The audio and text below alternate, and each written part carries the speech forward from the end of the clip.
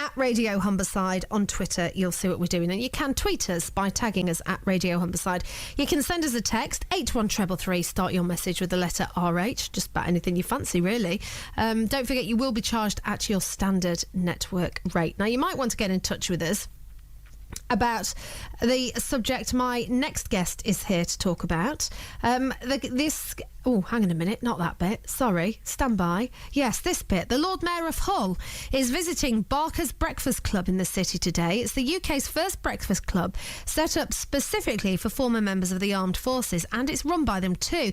Councillor Anita Harrison will join veterans to see how they're coping with life on so-called Civvy Street and hear about the work supporting fellow ex-service personnel. Now, Dereck Hardman is ex-service personnel, Royal Engineer veteran. Morning, Dereck. Good morning. And well done for being here. So Derek's been here about an hour. He's had 5 cups of tea.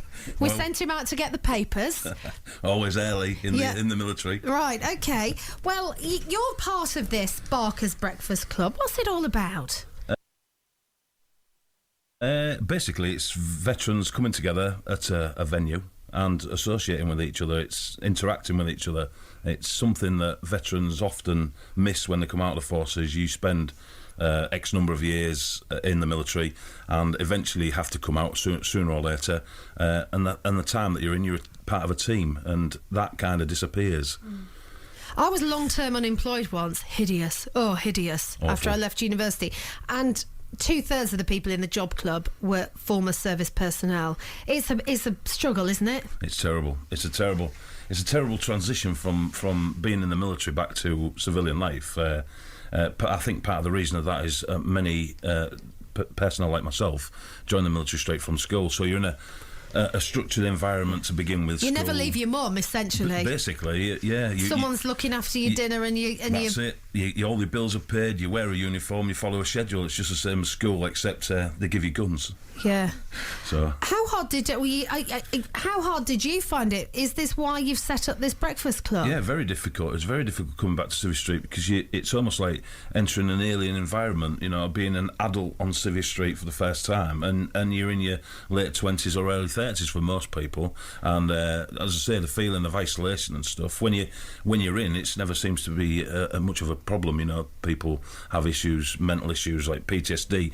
When quite often when they come back to Civvy Street, because they're no longer that member of that team. They've got nobody to relate to. Nobody realises, you know, the things that they've gone through, and they can't discuss it. So they're isolated. You don't get much sympathy here in the UK either, do you? Really? I went to America for 5 weeks last year, and everywhere you go, you discount for veterans. I went to the rodeo. I wouldn't recommend it. I went to the rodeo, and there was, you know, everyone was down on bended knee, and the veterans were prayed for, and all the rest of it. Here, well, I'll get on with it. It was you got paid for it. Just get on with it and shut up whinging. Yeah. You don't get much love, do you?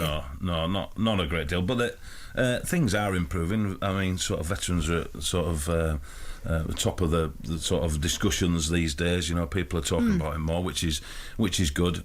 It's not that veterans are looking for any sort of, you know, adoration or anything for when they come out, but when you find veterans that are struggling, and many of them have been trained and conditioned not to ask for help. They're trained to put one foot in front of the other no matter what, which makes the British forces the best in the world. I'm going to ask Martha, actually, who's our producer, just to check on the iPlayer and find out if the DIY SOS, there's the special one for the Veterans Home Build, is still available. Because I watched that programme, and that changed my perception forever, really, about how tough it is for service personnel having to make their way. And even though I had a certain amount of empathy from Job Club, it wasn't until I watched that programme it actually changed my opinion profoundly. I thought it was a really moving programme. Do you think it was a fair reflection of how hard it is? It quite often is, yeah. I mean, especially with servicemen that come back to Civvy Street who have physical or mental disabilities due to the service. You know, it's almost like it's my belief, really, that these guys, for whatever reason they signed up, it doesn't really matter what the reason, but they've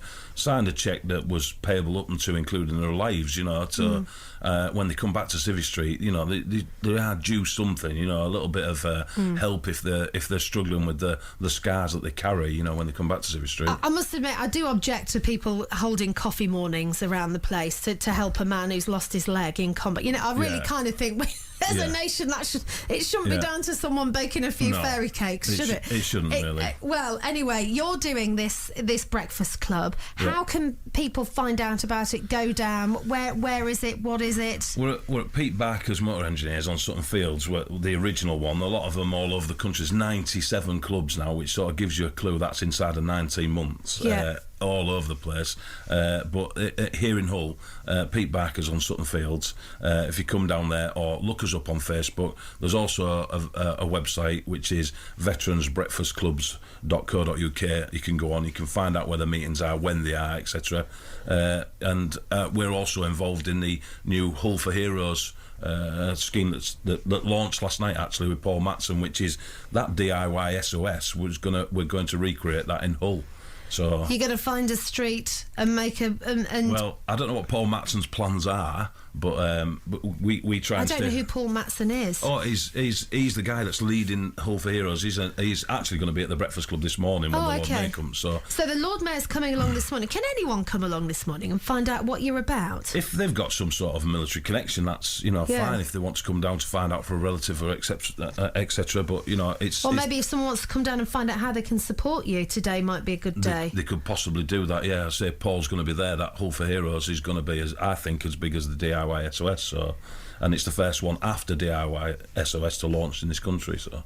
Well, we can't wish you anything other than luck, Dereck. We'll find out. Unfortunately, that DIY SOS isn't available still on the air. They only last for 30 days. Yeah. Sometimes with special things, they might be there, but it was I found it very moving and well done on setting up this breakfast club. And has it given you a new lease of life? Oh yeah, definitely. A couple of them guys that was on that DIY SOS are in the Manchester Breakfast Club, so that sort of gives you a clue. It does give you a clue. Dereck, it's been a pleasure, love, and thank you for coming in so early. No, thank you. I bet your very wife's much. shift will nearly have finished now. You've been here that long, but it's been a real pleasure and good luck with your project. Thank you very much indeed. There Thank we you for are. having me. Dereck Hardman from the Barker's Breakfast Club. It's run at, where is it? On Sutton Fields. Sutton Fields. Pete Barker's Motor Engineers. It's on Kingston Way. On Kingston Way, Sutton Fields. And if you've got any connection to the military, you're going to find a pal down there.